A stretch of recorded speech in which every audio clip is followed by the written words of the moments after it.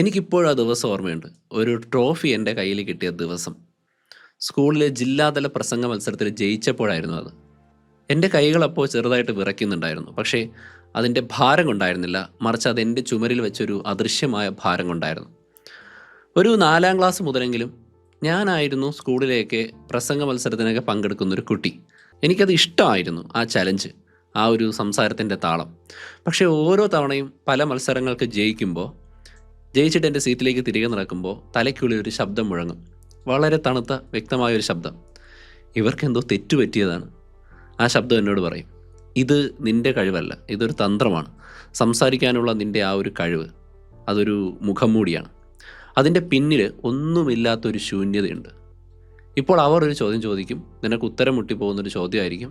അപ്പോൾ എല്ലാവർക്കും മനസ്സിലാകും, നീ വെറും ഒരു ആക്ടറാണ്, ഈ സമ്മാനം കിട്ടാൻ നീ യോഗ്യനല്ലായിരുന്നുവെന്ന്. ഒരു തട്ടിപ്പുകാരൻ. അതോടുകൂടി എൻ്റെ കരിയർ അവസാനിക്കാൻ പോകുന്നു എന്നുള്ളത് വരെ എൻ്റെ ഉള്ളിൽ നിന്ന് തോന്നും. സത്യം പറഞ്ഞാൽ ആ തോന്നൽ എന്നെ വിട്ടുപോയിട്ടേയില്ല. അത് ഓരോ കാലത്തും ഓരോ രൂപത്തിൽ വന്നുകൊണ്ടിരിക്കും. ചെറുപ്പത്തിൽ എനിക്കൊരു ശാസ്ത്രജ്ഞനാകാനായിരുന്നു മോഹം. കാരണം ശാസ്ത്രത്തിൻ്റെ ലോകം എനിക്ക് വളരെ സുരക്ഷിതമായിട്ട് തോന്നി. അവിടെ തെളിവുകളുണ്ട്, ഡാറ്റയുണ്ട്, ഇൻട്രസ്റ്റിംഗ് ആയിട്ടുള്ള ഇലക്ട്രോണിക്സ് ഉപകരണങ്ങളുണ്ട്. ഒന്നുകിൽ ശരി അല്ലെങ്കിൽ തെറ്റ്. അവിടെ അഭിപ്രായങ്ങൾക്കല്ല, തെളിവുകൾക്കാണ് വില. ഒരു ശാസ്ത്രജ്ഞൻ ഒരിക്കലും ഒരു മുഖം മൂടിയിട്ട് നടക്കേണ്ട അവസ്ഥ വരില്ല എന്ന് ഞാൻ കരുതി. കാരണം അയാളുടെ കയ്യിൽ എപ്പോഴും എവിഡൻസ് ഉണ്ടാവും. പക്ഷേ ജീവിതം പോയത് മറ്റൊരു വഴിക്കാണ്. അങ്ങനെ കറങ്ങി തിരിഞ്ഞ് ഞാൻ ഇവിടെ എത്തി. ഈ യൂട്യൂബ് എന്ന ലോകത്ത്, അല്ലെങ്കിൽ സോഷ്യൽ മീഡിയ എന്ന് പറയുന്ന ലോകത്ത് നിങ്ങളോട് സംസാരിക്കുന്ന ഒരു വ്യക്തിയായി മാറി. മറ്റൊരുപാട് ബിസിനസ്സുകൾ ചെയ്തു, കൺസൾട്ടേഷൻസ് ചെയ്തു, കോഴ്സുകൾ ചെയ്യുന്നുണ്ട്, ക്ലാസ്സുകൾ എടുക്കുന്നുണ്ട്. പലതരത്തിലുള്ള ചാനലുകൾ വളർന്നപ്പോൾ, ആളുകൾ ഞാൻ പറയുന്നത് കേൾക്കാൻ തുടങ്ങിയപ്പോൾ, എനിക്ക് മെസ്സേജ് അയച്ചപ്പോൾ, എൻ്റെ കോഴ്സുകൾ വാങ്ങിയപ്പോൾ, ആ പഴയ ശബ്ദം അതിൻ്റെ എല്ലാ ശക്തിയും എടുത്ത് തിരികെ വരുന്നുണ്ട്. ഓരോ കമൻറ്റും ഓരോ ലൈക്കും എൻ്റെ ഉള്ളിലെ ആ ശബ്ദത്തിന് തെളിവായി മാറുന്നുണ്ട്. കണ്ടോ, നീ അവരെയും പറ്റിച്ചു. നീ ആ പഴയ സംസാരിക്കുന്ന കുട്ടി മാത്രമാണ്. നീ ഒരു യഥാർത്ഥ എക്സ്പെർട്ടൊന്നുമല്ല. ഇതൊന്നും നീ അർഹിക്കുന്നില്ല. നിങ്ങൾക്കെപ്പോഴെങ്കിലും ഇങ്ങനെ തോന്നിയിട്ടുണ്ടോ? ഒരു പ്രൊമോഷൻ കിട്ടുമ്പോൾ, അല്ലെങ്കിൽ എല്ലാവരും നിങ്ങളെ അഭിനന്ദിക്കുമ്പോൾ, അല്ലെങ്കിൽ ഏറ്റവും നല്ലൊരു നിമിഷത്തിലൂടെ കടന്നുപോയി എല്ലാവരും നിങ്ങളെ അഭിമാനത്തോടെ നോക്കുമ്പോൾ നിങ്ങളുടെ ഉള്ളിലിരുന്ന് ആരോ പറയുന്നു, ഞാൻ അത്ര കേമനൊന്നുമല്ല, എനിക്കിതൊരു ഭാഗ്യം കൊണ്ട് കിട്ടിയതാണ് എന്ന്. ഒരു ഡിഗ്രി സർട്ടിഫിക്കറ്റ് കയ്യിൽ വാങ്ങുമ്പോൾ, ഞാൻ ശരിക്കും ഇത്രയും പഠിച്ചിട്ടുണ്ടോ, അതോ പരീക്ഷയ്ക്ക് തലേന്ന് പഠിച്ചതുകൊണ്ട് അബദ്ധത്തിൽ ജയിച്ചു പോയതാണോ എന്ന്. അങ്ങനെ തോന്നിയിട്ടുണ്ടെങ്കിൽ നിങ്ങൾ ഒറ്റയ്ക്കല്ല. ഇതൊരു ഇൻഡിവിജ്വലായിട്ടുള്ള കുറവോ മാനസികമായിട്ടുള്ള തകരാറോ അല്ല. This is A phenomenon. ലോകമെമ്പാടുമുള്ള കോടിക്കണക്കിന് ആളുകൾ രഹസ്യമായി അനുഭവിക്കുന്ന ഈ വീഡിയോ കാണുന്നതിൽ ഭൂരിഭാഗം ആളുകളും സ്വയം തിരിഞ്ഞു നോക്കുമ്പോൾ അവർക്കുണ്ട് എന്ന് മനസ്സിലാക്കുന്ന ഒരു കാര്യം, ഇമ്പോസ്റ്റർ സിൻഡ്രോം. അതിലെ ഏറ്റവും വലിയ കോൺട്രഡിക്ഷൻ എന്താണെന്ന് അറിയാമോ? ആരാണോ ഏറ്റവും കൂടുതൽ താനൊരു തട്ടിപ്പുകാരനാണ് എന്ന് ഭയപ്പെടുന്നത്, അവരായിരിക്കും പലപ്പോഴും ഏറ്റവും ആത്മാർത്ഥതയുള്ളവർ. ഇമ്പോസ്റ്റർ എന്ന് പറഞ്ഞാൽ തട്ടിപ്പുകാരൻ, അല്ലെങ്കിൽ അഭിനയിക്കുന്നവൻ, സ്കാമർ എന്നൊക്കെ വേണമെങ്കിൽ പറയാം. സോ ഇത് നമ്മളെ വലിയൊരു ചോദ്യത്തിലേക്ക് കൊണ്ടുവരുന്നുണ്ട്. ഒരുപക്ഷേ ഈ തോന്നൽ ഒരു കുറവല്ല, മറിച്ച് അതൊരു അടയാളമാണെങ്കിലോ? നമ്മൾ ശരിയായ പാതയിലാണെന്നതിൻ്റെ, നമ്മൾ വളരുന്നതിൻ്റെ ഒരടയാളം. അങ്ങനെയാണെങ്കിൽ അറിവ്, വിജയം, അത് നമ്മളെ തന്നെ കാണുന്ന രീതി എന്നിവയെക്കുറിച്ച് നമ്മുടെ ധാരണകളെല്ലാം മാറ്റി എഴുതേണ്ടി വരും. ഈ ആശയം എവിടെ നിന്നാണ് വന്നതെന്നറിയാമോ? നമ്മളിപ്പോൾ സംസാരിക്കുമ്പോഴും അത് പറയാറുണ്ട്. ഇതൊരു ഫിലോസഫറോ എഴുത്തുകാരനോ കണ്ടുപിടിച്ചൊരു കാര്യമല്ല ഈ ഇമ്പോസ്റ്റർ സിൻഡ്രോം. 1978 ഡോക്ടർ പോളിൻ ക്ലാൻസും ഡോക്ടർ സൂസൻ ഐംസ് എന്നീ 2 സൈക്കോളജിസ്റ്റുകളുടെ അടുത്ത് ചികിത്സയ്ക്ക് വന്ന കുറേയേറെ സ്ത്രീകളിൽ നിന്നാണ് ഇതിൻ്റെ എല്ലാത്തിൻ്റെയും ഒഫീഷ്യലായിട്ടുള്ള തുടക്കമെന്ന് നമുക്ക് അന്വേഷിക്കുമ്പോൾ മനസ്സിലാവും. അവരെല്ലാം സാധാരണക്കാരായിട്ടുള്ള സ്ത്രീകളായിരുന്നില്ല. ഡോക്ടർമാരുണ്ടായിരുന്നു, പ്രൊഫസർമാരുണ്ടായിരുന്നു, വലിയ വലിയ കമ്പനികളിലെ ഉയർന്ന ഉദ്യോഗസ്ഥരുണ്ടായിരുന്നു. സമൂഹത്തിൻ്റെ എല്ലാ അളവുകോലുകൾ വെച്ചും അവർ വിജയിച്ചിട്ടുണ്ടായിരുന്നു. പുറമേ നിന്ന് നോക്കുമ്പോൾ ആത്മവിശ്വാസത്തിൻ്റെ ആൾരൂപങ്ങളാണ് ആ സ്ത്രീകൾ. പക്ഷേ കൗൺസിലിംഗ് മുറിയുടെ സ്വകാര്യതയിൽ അവർ ഒരു രഹസ്യം പങ്കുവച്ചു. തങ്ങളൊരു തട്ടിപ്പുകാരെ പോലെയാണ് ജീവിക്കുന്നതെന്ന്. തങ്ങളുടെ വിജയം കഠിനാധ്വാനം കൊണ്ടോ കഴിവുകൊണ്ടോ അല്ല, മറിച്ചൊരു അഡ്മിഷൻ ഫോമിൽ വന്ന തെറ്റുകൊണ്ടോ, അല്ലെങ്കിൽ ഇൻ്റർവ്യൂ ബോർഡിലുള്ളവർക്ക് ആൾ മാറിപ്പോയത് കൊണ്ടോ ആണ് തങ്ങൾ ഈ ഒരു നിലയിൽ എത്തിയതെന്ന് അവർ വിശ്വസിക്കുന്നുണ്ട്. ഓരോ ദിവസവും ആരെങ്കിലും വന്നിട്ട്, ക്ഷമിക്കണം, ഞങ്ങൾക്ക് ആൾ മാറിപ്പോയതാണ്, ഈ കസേര നിങ്ങൾക്കുള്ളതല്ല എന്ന് പറയുമെന്ന് അവർ ഭയന്നു. അവർ വെറുതെ സംശയിക്കുകയായിരുന്നില്ല, അത് അവരുടെ ജീവിത യാഥാർത്ഥ്യമായിരുന്നു. ഈ ഒരു പർട്ടിക്കുലർ അവസ്ഥയെ പഠിച്ചപ്പോഴാണ് ക്ലാൻസും ഐൻസും ഇതിൻ്റെ പ്രവർത്തന രീതി മനസ്സിലാക്കുന്നത്. ദാറ്റ്സ് എ സൈക്കിൾ, ഒരു പോയിസണസ് സൈക്കിൾ, വിഷചക്രം. അതിങ്ങനെയാണ് പ്രവർത്തിക്കുന്നത്. ആദ്യം ഒരു ചലഞ്ച് വരും, ഒരു പുതിയ പ്രോജക്റ്റ്, അല്ലെങ്കിൽ ഒരു പരീക്ഷ, അല്ലെങ്കിൽ ഒരു പ്രസംഗ മത്സരം. ഉടനെ ഉള്ളിൽ ഭയം തുടങ്ങും. ഈ ഭയത്തെ നേരിടാൻ 2 വഴികളാണ് സാധാരണ തിരഞ്ഞെടുക്കുക. ഒന്നുകിൽ അതിഭയങ്കരമായിട്ട് തയ്യാറെടുക്കാൻ തുടങ്ങും. അതായത് 1 മണിക്കൂർ കൊണ്ട് ജസ്റ്റ് തീർക്കാവുന്ന ജോലിയെ 10 മണിക്കൂർ കൊണ്ട് കഠിനാധ്വാനം ചെയ്യാൻ തുടങ്ങും.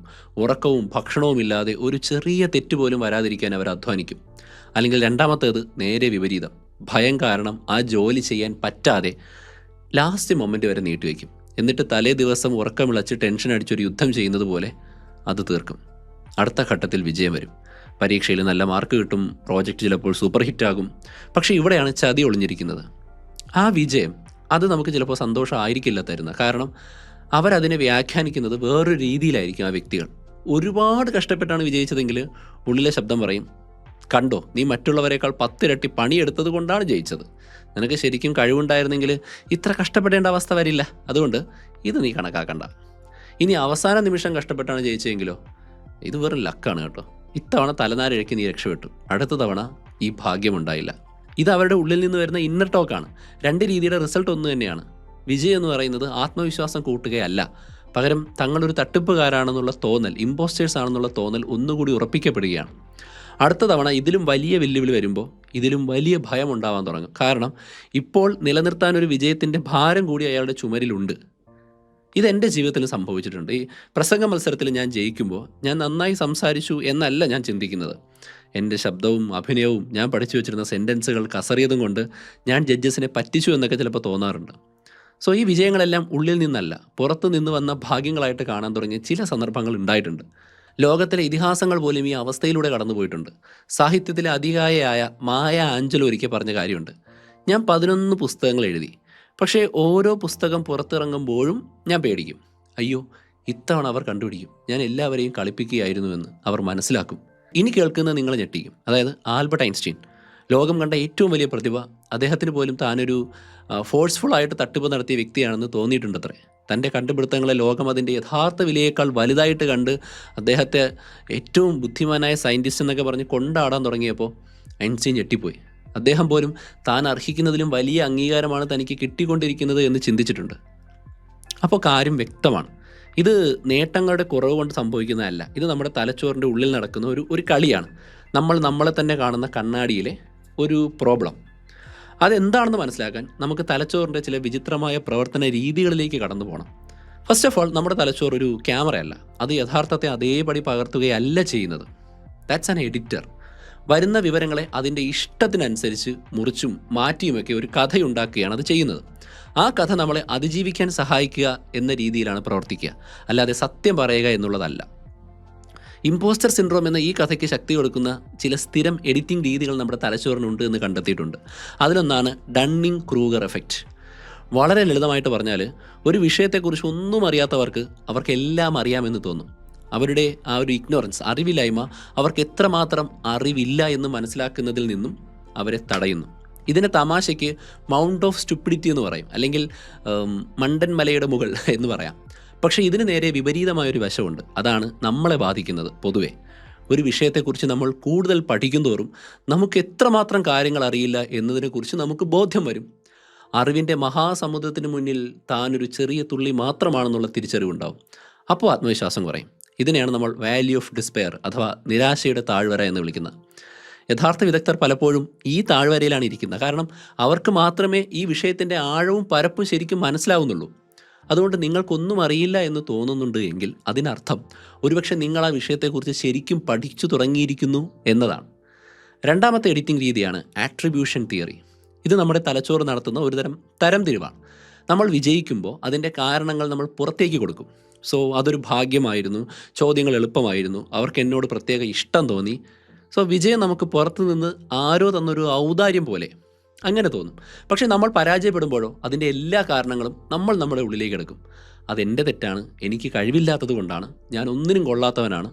പരാജയം നമ്മുടെ ഉള്ളിലെ മായ്ക്കാനാകാത്ത കുറവായി നമ്മൾ കാണാൻ തുടങ്ങും. സോ ഇതൊരു വല്ലാത്ത കളിയാണ്. കാരണം ഈ രീതിയിൽ വിജയങ്ങൾക്കൊന്നും നമ്മളെ സന്തോഷിപ്പിക്കാൻ കഴിയുന്നില്ല. പക്ഷേ ഓരോ ചെറിയ പരാജയത്തിനും നമ്മളെ തകർക്കാൻ പോകുന്ന ശേഷിയുണ്ട്. മൂന്നാമത്തെ എഡിറ്റിംഗ് ആണ് ദ സ്പോട്ട് ലൈറ്റ് എഫക്റ്റ്.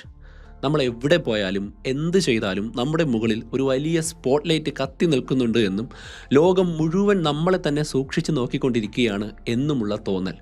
ഈ ലോകം മുഴുവൻ നമുക്ക് വേണ്ടി ഉണ്ടാക്കിയിരിക്കുന്നു. നമ്മളോട് ഇൻട്രാക്ട് ചെയ്യുമ്പോഴാണ് ആളുകൾ ഈ രീതിയിൽ ഇൻട്രാക്ട് ചെയ്യുക. നമ്മൾ കാണാത്തപ്പോൾ ആളുകൾ വേറെന്തൊക്കെയോ ആണ്. നമ്മൾ സംസാരിക്കുമ്പോൾ, നടക്കുമ്പോൾ ഒരു ചെറിയ തെറ്റ് പറ്റുമ്പോൾ എല്ലാവരും അത് ശ്രദ്ധിച്ചു എന്ന് നമ്മൾ കരുതും. പക്ഷേ സത്യം അതല്ല. സത്യം എന്താണെന്ന് വെച്ചാൽ ഓരോരുത്തരും അവരവരുടെ സ്പോട്ട് ലൈറ്റിൻ്റെ വെളിച്ചത്തിലാണ് ജീവിക്കുന്നത്. അവർക്ക് മറ്റുള്ളവരെ അത്രയൊന്നും ശ്രദ്ധിക്കാനുള്ള സമയമില്ല. ചിലപ്പോൾ എന്തെങ്കിലും വലിയ ഇഷ്യൂ ഒക്കെ ഉണ്ടാകുമ്പോൾ കുറച്ച് നാൾ ഡിസ്കഷൻ ചെയ്തിരിക്കും, പക്ഷെ തിരിച്ച് അവർ അവരുടെ ലോകത്തേക്ക് പോകും. സോ ആളുകൾക്ക് അത്രയൊന്നും ശ്രദ്ധിക്കാൻ സമയമല്ല.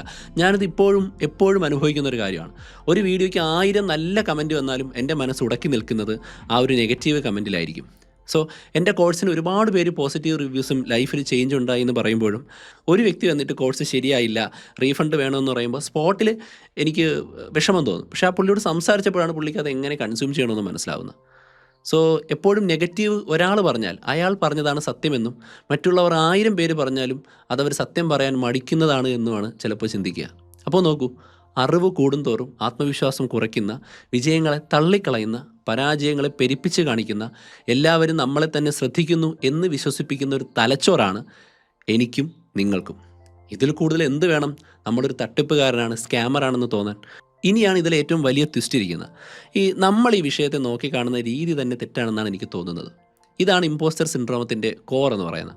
ഇതിൽ ഏറ്റവും മനോഹരമായിട്ടുള്ളൊരു വിഷയം എന്ന് വെച്ചാൽ, ഒരു യഥാർത്ഥ സ്കാമർ, ഒരു യഥാർത്ഥ ഇമ്പോസ്റ്ററിന്, അല്ലെങ്കിൽ അറിഞ്ഞുകൊണ്ട് മറ്റുള്ളവരെ പറ്റിക്കുന്ന ഒരു വ്യക്തിക്ക് അയാൾക്ക് ഒരിക്കലും ഇമ്പോസ്റ്റർ സിൻഡ്രോം ഉണ്ടാകില്ല. കാരണം അയാളുടെ എക്സിസ്റ്റൻസ് തന്നെ സ്വന്തം കള്ളത്തരത്തിൽ അടിയുറച്ച വിശ്വാസത്തിലാണ്. അയാൾക്കൊരു നിമിഷം പോലും താനൊരു സ്കാമറാണ് അല്ലെങ്കിൽ തട്ടിപ്പുകാരനാണെന്ന് സംശയം തോന്നിയാൽ അയാളുടെ കംപ്ലീറ്റ് കളിയും തീർന്നു. അപ്പോൾ താനൊരു തട്ടിപ്പുകാരനാണോ എന്ന് നിങ്ങൾ ഭയക്കുന്നുണ്ടെങ്കിൽ ആ ഭയം തന്നെ നിങ്ങളൊരു തട്ടിപ്പുകാരനല്ല എന്നതിൻ്റെ ഏറ്റവും വലിയ തെളിവാണ്. ഇതൊരു ക്യാച്ച് 22 ആണ്. ആ ഒരു തോന്നൽ വരാൻ വേണ്ട ഗുണങ്ങളെന്ന് പറഞ്ഞാൽ ആത്മബോധം, സത്യസന്ധത, വിനയം, ഇങ്ങനെയൊക്കെ ഉള്ള കാര്യങ്ങളാണ്. ഇതൊക്കെ തന്നെയാണ് നിങ്ങൾക്കില്ല എന്ന തോന്നൽ നിങ്ങളോട് പറയുന്നത്. നമുക്ക് കുറച്ചുകൂടി ഡീപ്പിൽ പോവാം. ഇതൊരു പക്ഷേ നമ്മുടെ തലച്ചോറിൻ്റെ ഒരു കേടല്ല, മറിച്ച് അതിജീവനത്തിന് വേണ്ടി പരിണാമം തന്നൊരു സമ്മാനമാണ് എന്ന് കൂടി കണക്കാക്കണം. ആയിരക്കണക്കിന് വർഷങ്ങൾക്ക് മുമ്പ് നമ്മൾ ചെറിയ ഗോത്രങ്ങളായി ജീവിച്ചിരുന്ന ഒരു കാലഘട്ടം ഉണ്ടായിരുന്നു. അന്ന് ഗോത്രത്തിൽ നിന്ന് പുറത്താക്കപ്പെട്ടാൽ മരണം ഉറപ്പാണ്. ആ ഒരു സാഹചര്യത്തിൽ ഏതായിരിക്കും കൂടുതൽ അപകടകരം? അമിതമായ ആത്മവിശ്വാസമോ അതോ അല്പം ആത്മസംശയമോ? അമിതമായിട്ട് ആത്മവിശ്വാസമുള്ള ഒരു ഗോത്രത്തിലെ അംഗം അയാൾ ഒറ്റയ്ക്ക് ചിലപ്പോൾ മൃഗങ്ങളെ വേട്ടയാടാൻ പോയിട്ട് അപകടത്തിൽപ്പെട്ടു മരിക്കും. അത് ചിലപ്പോൾ അത് ഗോത്രത്തെ മുഴുവൻ ബാധിക്കുമെന്ന് മാത്രമല്ല, അയാളുടെ ആ സ്വഭാവമുള്ള ജീൻ പുതിയ കുഞ്ഞുങ്ങൾ ഉണ്ടാകുന്നതിൽ നിന്ന് അയാളെ തടയും. കാരണം മരിച്ചല്ലോ. സോ അയാൾക്ക് പുതിയ തലമുറ ഉണ്ടാകുന്നില്ല. പക്ഷേ അല്പം ആത്മസംശയമുള്ളൊരു വ്യക്തിയാണെങ്കിൽ അയാൾ ഒരു കാര്യത്തിന് ഇറങ്ങുന്നതിന് മുമ്പ് 1-2 തവണ ചിന്തിക്കും. ഒരുപാട് പേരോട് ചോദിക്കും, വേണമെങ്കിൽ മറ്റുള്ളവരുടെ അഭിപ്രായം തേടി കൂടെ കൂട്ടിക്കൊണ്ടുപോകും. അപ്പോൾ കൂടുതൽ ശ്രദ്ധയോടെ കാര്യങ്ങൾ ചെയ്യും. അയാൾ കൂടുതൽ കാലം ജീവിച്ചിരിക്കും, കൂടുതൽ കുട്ടികളുണ്ടാവും. സോ ഒരു തരത്തിൽ പറഞ്ഞാൽ ഈ ആത്മസംശയം അയാളെയും ഗോത്രത്തെയും ഒരുപോലെ രക്ഷിക്കുന്നുണ്ട്. ഒരുപക്ഷെ ആ ഒരു പുരാതനമായ അതിജീവനത്തിൻ്റെ എക്കോ ആയിരിക്കാം നമ്മൾ ഇന്നും ഉള്ളിൽ കേൾക്കുന്ന ഈ ഒരു ശബ്ദം. നമ്മളെ കൂടുതൽ മെച്ചപ്പെടാൻ, കൂടുതൽ ശ്രദ്ധാലുവാക്കാൻ പ്രേരിപ്പിക്കുന്ന ഒരു സേഫ്റ്റി മെക്കാനിസം. അപ്പോൾ നമ്മുടെ ഉള്ളിലുള്ള ഈ പുരാതനമായ സോഫ്റ്റ്വെയറിനെ നമുക്ക് മാറ്റാൻ കഴിയില്ല, ഷുവർ. പക്ഷേ അതിനോടുള്ള നമ്മുടെ അപ്രോച്ചിനെ മാറ്റാൻ പറ്റും. അതിൻ്റെ കോഡ് നമുക്ക് മാറ്റി എഴുതാൻ പറ്റും. അതിനുള്ള ആദ്യത്തെ വഴി നമ്മുടെ ഉള്ളിലെ ശാസ്ത്രജ്ഞനെ ഉണർത്തുക എന്നുള്ളതാണ്. നിങ്ങളുടെ തോന്നലുകൾ വസ്തുതകളല്ല എന്നും അവ തലച്ചോറ് പറയുന്ന കഥകൾ മാത്രമാണ് എന്നും വിശ്വസിക്കുക, അല്ലെങ്കിൽ ഉറപ്പിക്കുക. അതുകൊണ്ട് വസ്തുതകളെ, എവിഡൻസിനെ ശേഖരിക്കുക. ഒരു തെളിവുകളുടെ പുസ്തകം തന്നെ ഉണ്ടാക്കിയെടുക്കുക. നിങ്ങൾക്ക് കിട്ടുന്ന ഓരോ ചെറിയ അഭിനന്ദനവും, നിങ്ങൾ വിജയകരമായി പൂർത്തിയാക്കുന്ന ഓരോ ചെറിയ ജോലിയും പ്രോജക്റ്റും അതിലെഴുതി വയ്ക്കുക. എപ്പോഴാണോ ആ ഒരു ഇമ്പോസ്റ്റർ സൗണ്ട് ഉള്ളിൽ നിന്ന് നിങ്ങളെ ഡൗട്ട് അടിപ്പിക്കുന്നത്, അപ്പോൾ ഈ പുസ്തകം തുറന്നു നോക്കുക. എന്നിട്ട് സ്വയം പറയുക, എൻ്റെ ഉള്ളിൽ നിന്ന് വരുന്ന ശബ്ദമേ, അല്ലെങ്കിൽ എന്നെ പിന്നോട്ട് വലിക്കുന്ന എൻ്റെ തോന്നലേ, നീ പറയുന്നത് ഞാൻ കേൾക്കുന്നുണ്ട്. പക്ഷേ എൻ്റെ കയ്യിലുള്ള ഡാറ്റ പറയുന്നത് വേറൊരു കാര്യമാണ്. തോന്നലുകളെ വസ്തുതകൾ കൊണ്ട് വേണം നേരിടേണ്ടത്. ഊഹങ്ങളെ നമ്മൾ എവിഡൻസ് കൊണ്ട് വേണം നേരിടേണ്ടത്. രണ്ടാമത്തെ വഴിയാണ് നമ്മുടെ ചിന്താരീതി മാറ്റുക എന്നുള്ളത്. സൈക്കോളജിസ്റ്റ് കരോൾ ഡൊക്ക് പറയുന്ന പോലെ ഒരു ഫിക്സഡ് മൈൻഡ് സെറ്റിൽ നിന്ന് ഗ്രോത്ത് മൈൻഡ് സെറ്റിലേക്ക് മാറണം. എനിക്ക് കഴിവുണ്ടോ ഇല്ലയോ എന്ന് ചിന്തിക്കുന്നതിന് പകരം ഞാനിത് എങ്ങനെയും പഠിക്കുമെന്ന് ചിന്തിക്കുക. വെല്ലുവിളികളെ, ചലഞ്ചസിനെ നമ്മുടെ ടാലൻസ് അളക്കുന്ന പരീക്ഷകളായിട്ട് മാത്രം കാണരുത്, പകരം വളരാനുള്ള അവസരങ്ങളായിട്ട് കാണുക. തോൽവികൾ നമ്മുടെ അവസാനത്തെ വാക്കൊന്നുമല്ല, അവ അടുത്ത പടിയിലേക്കുള്ള ചൂണ്ടുപലകകൾ മാത്രമാണ്.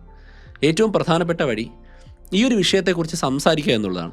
ഇമ്പോസ്റ്റർ സിൻഡ്രോം ഒരു ഗോസ്റ്റിനെ പോലെയാണ്. അത് ജീവിക്കുന്നത് ഇരുട്ടിലും നിശബ്ദതയിലുമാണ്, സെൽഫ് ഡൗട്ടിലാണ്. നിങ്ങൾ എത്രത്തോളം വെറുതെ ഇരുന്ന് നിങ്ങളുടെ ഈ തോന്നൽ നിങ്ങൾ ആരോടും പറയാതെ സ്വയം ചിന്തിക്കുന്നുവോ അത്രയും നിങ്ങൾക്ക് ആ സിൻഡ്രോം ഉണ്ടാവും. എപ്പോഴാണോ നമ്മൾ ആ വിഷയത്തെക്കുറിച്ച് മറ്റൊരാളോട് ഒരു ഫ്രണ്ടിനോട്, പാരൻറ്റിനോട്, പാർട്ട്ണറിനോട്, നിങ്ങൾക്ക് ഇഷ്ടപ്പെട്ട ട്രസ്റ്റഡ് ആയിട്ടുള്ളൊരു വ്യക്തിയോട് സംസാരിക്കുന്നത്, അപ്പോൾ ആ ഇൻസെക്യൂരിറ്റി പുറത്തേക്ക് വരും. അപ്പോൾ അതിന് എക്സിസ്റ്റൻസ് ഇല്ല, അതിന് ശക്തിയില്ല. നിങ്ങളിത് അനുഭവിക്കുന്നുണ്ട് എന്ന് നിങ്ങളുടെ ഒരു സുഹൃത്തിനോട് പറയുമ്പോൾ ഒരുപക്ഷെ അവരും ആശ്വാസത്തോടെ ഒരു കാര്യം പറയും, ഇത് എനിക്ക് മാത്രമാണ് ഇങ്ങനെ തോന്നുന്നത് എന്നാണ് ഞാൻ കരുതിയതെന്ന്. ആ ഒരു നിമിഷം നിങ്ങൾ ഒറ്റയ്ക്കല്ല എന്നുള്ളൊരു തിരിച്ചറിവുണ്ടാവും. ആ തിരിച്ചറിവിന് നമ്മളെ സുഖപ്പെടുത്താൻ കഴിയും.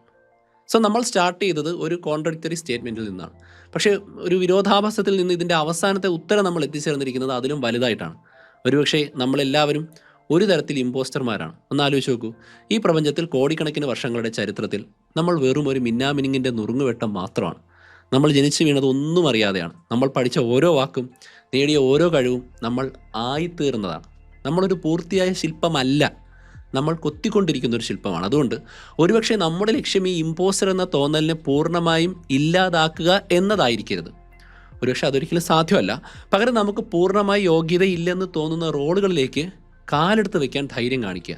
കാരണം വളർച്ച സംഭവിക്കുന്നത് നമ്മുടെ കംഫർട്ട് സോണിന് പുറത്താണ്.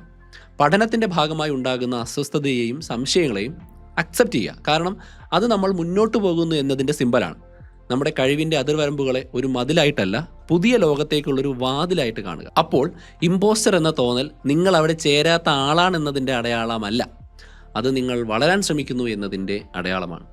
നിങ്ങൾ നിങ്ങളെ തന്നെ വെല്ലുവിളിക്കുന്നു എന്നതിൻ്റെ അടയാളമാണ്. അതുകൊണ്ട് അടുത്ത തവണ നമ്മുടെ ശബ്ദം ഉള്ളിലിരുന്ന് പറയുമ്പോൾ, നീ ഒരു തട്ടിപ്പുകാരനാണെന്ന് പറയുമ്പോൾ അതിനോട് ദേഷ്യപ്പെടുകയോ ഭയപ്പെടുകയോ ഒന്നും ചെയ്യേണ്ട. ഒരുപക്ഷെ നിങ്ങൾക്ക് അതിനോടൊരു പുഞ്ചിരിയോടെ തിരിച്ചു പറയാൻ കഴിയും, നന്ദി, അപ്പോൾ ഞാൻ ചെയ്യുന്നത് എന്തോ വലിയ ശരിയായ കാര്യമാണ്. സോ എക്സ്ട്രാ ആയിട്ട് ഹൗ ടു സ്പീക്ക് കോൺഫിഡൻ്റ്ലി എന്ന് പറയുന്ന ഒരു കോഴ്സ് ഞാൻ റൺ ചെയ്യുന്നുണ്ട്. നിങ്ങൾ ഇതുവരെ അത് ചെക്കൗട്ട് ചെയ്തില്ലെങ്കിൽ താഴെ ലിങ്ക് ഉണ്ട്. മാത്രമല്ല ഞാനുമായിട്ട് കണക്ട് ചെയ്യാനും ടോപ്പിക്കുകൾ സജസ്റ്റ് ചെയ്യാനും നിങ്ങളുടെ അനുഭവങ്ങൾ പങ്കുവയ്ക്കാനും എന്നെ കണക്ട് ചെയ്യുന്ന പ്ലാറ്റ്ഫോമുകളുടെ ലിങ്കുകളെല്ലാം താഴെയുള്ള ലിങ്ക് ട്രീ എന്ന് പറയുന്ന ഒരു സിംഗിൾ ലിങ്കിനകത്ത് കൊടുത്തിട്ടുണ്ട്. അതുവഴി ചെക്കൗട്ട് ചെയ്യുക. അതുപോലെ തന്നെ നമ്മുടെ ന്യൂസ് ലെറ്റർ സബ്സ്ക്രൈബ് ചെയ്യാൻ മറക്കരുത്. അടുത്ത എപ്പിസോഡിൽ വീണ്ടും കാണാം. അതുവരെ ബൈ.